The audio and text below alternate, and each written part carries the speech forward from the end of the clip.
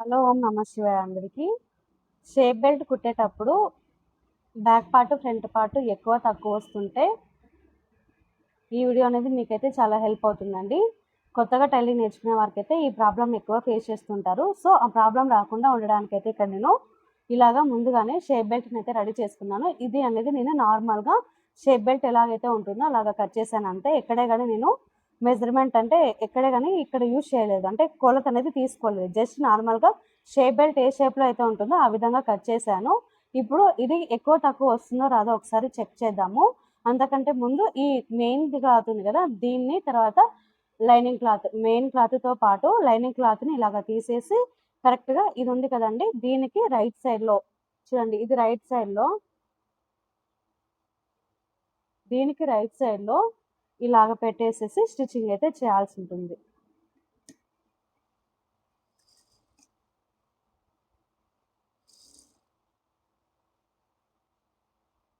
తర్వాత లోపలికైతే ఫోల్డింగ్ చేసేసి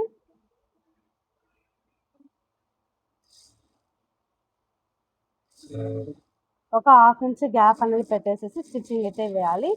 ఇప్పుడు ఇది కంప్లీట్ అయిపోయింది కాబట్టి బ్యాక్ పార్ట్ ఫ్రంట్ పార్ట్ రెండు కూడా ఇప్పుడు కంపారిజన్ చేసుకోవాలి. ఇక్కడే చాలామంది అయితే ప్రాబ్లం అంటే తప్పు చేస్తుంటారు. ఇక్కడ తప్పు చేయడం వల్ల మనము బ్యాక్ పార్ట్ ఫ్రంట్ పార్ట్ అనేది ఎక్కువ తక్కువ రావడం జరుగుతుంది. ఇప్పుడు బ్యాక్ పార్ట్ని తీసేసుకొని ఇలాగా రెండు కూడా ఒకదాని మీద ఒకటి పెట్టేసి చూడండి, ఇది ఇవి రెండు కూడా మనకి కరెక్ట్గా ఉండాలంటే ఇవి ఉన్నాయి కదా ఎడ్జెస్, ఈ ఎడ్జెస్ రెండు కూడా కరెక్ట్గా ఉండాలి. ఇప్పుడు మనకి చూడండి ఇలాగ పెట్టేస్తుంటే బ్యాక్ పార్ట్ కంటే ఫ్రంట్ పార్ట్ అనేది ఎక్కువ వచ్చింది. ఇది బ్యాక్ పార్ట్ కానీ మనకి ఫ్రంట్ పార్ట్ అనేది ఎక్కువ వచ్చింది. ఇప్పుడు నేను దాన్ని ఏ విధంగా సరి చేస్తాను అన్నది ఒకసారి గమనించండి. ఇందాక కుట్టు వేసాం కదండి, ఈ కుట్టు అనేది ఇప్పదీయాలి. ఇప్పదీసేసి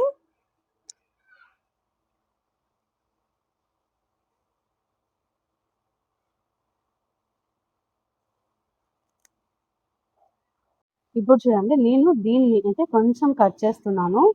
ఈ పార్ట్ని అయితే కొంచెం కట్ చేస్తున్నానండి, ఇలాగా కొద్దిగానే కట్ చేస్తాను, మరి ఎక్కువైతే కట్ చేయలేదు. ఇప్పుడు దీన్ని ఇలాగ పెట్టేసి ఇక్కడ నుంచి మరి ఒక కుట్టు అయితే వేస్తున్నాను. ఈ రెండు కూడా ఒకదాని మీద ఒకటి పెట్టేసి ఇలాగా.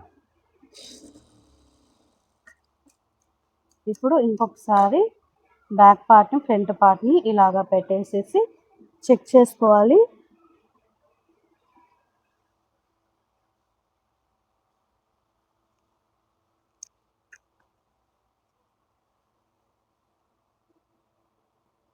చూడండి, ఈ చివర అనేది కరెక్ట్గా ఉండాలి చివరన.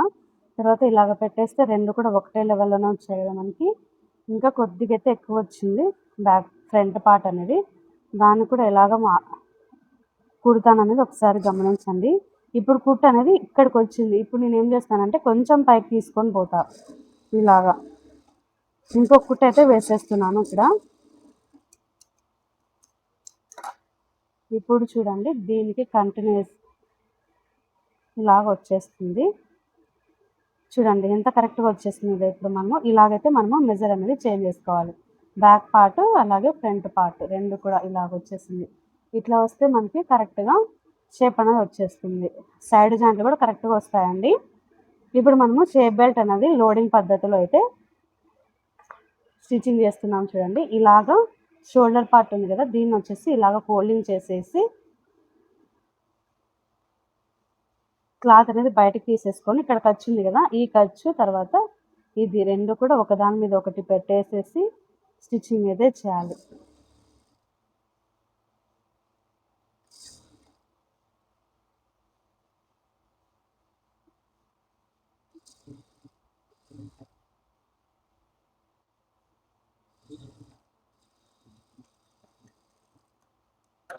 ఇప్పుడు లోపల ఉన్న ఫ్యాబ్రిక్ అంతా కూడా బయటకైతే తీసేసేయాలండి.